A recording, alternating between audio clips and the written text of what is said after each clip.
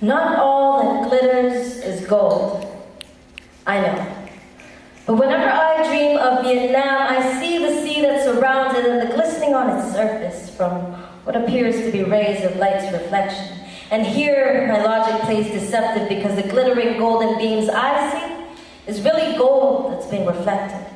And whatever treasures lay at the bottom, I may never get to discover. But the gold I see glisten is that of the blood and bones of my sisters and brothers, those who were not so much blessed with the same fortunes met by my mother and father, whom had gotten up and left in the same haphazard manner, fleeing for freedom by leaving the motherland in attempts to escape the aftermath of the war, which, contrary to ignorant beliefs, was not us against the Americans.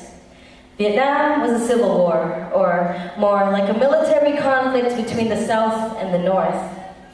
Fearing the expansion of the Northern communists, America sent soldiers down south to help us win.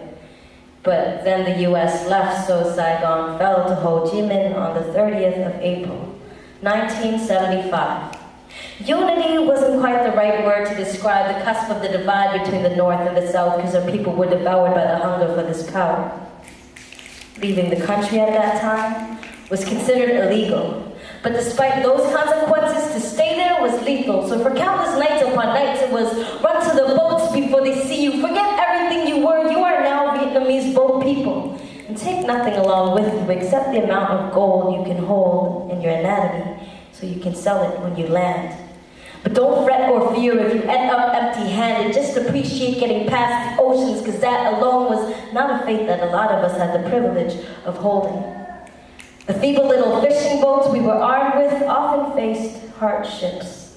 Whether we were fighting off disease, or pirates, or being blown to bits by harsh winds, our headspaces hoodwinked by our hunger and exhaustion. We know blood's thicker than water, but there's not much difference when you're starving.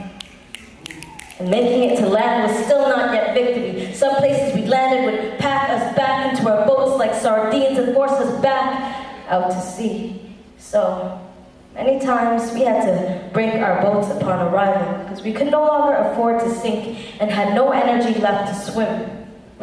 With an escape plan so shady, we knew our chances of survival would be slim. But still, we had that get free or die trying mentality, so we had to get free. But only half of us succeeded, although no specific amount of countless casualties can be accounted for because no one knows for sure how many had left.